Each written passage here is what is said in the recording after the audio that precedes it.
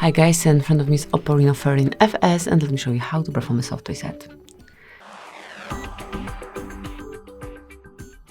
So basically all you have to do is tap on power button along with volume up button, tap and hold. And once you feel a smooth vibration, you can remove fingers from both buttons and wait till your phone is rebooted.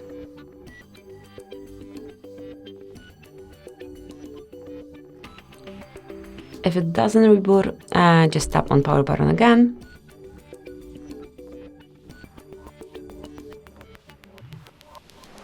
And now wait till it's activated.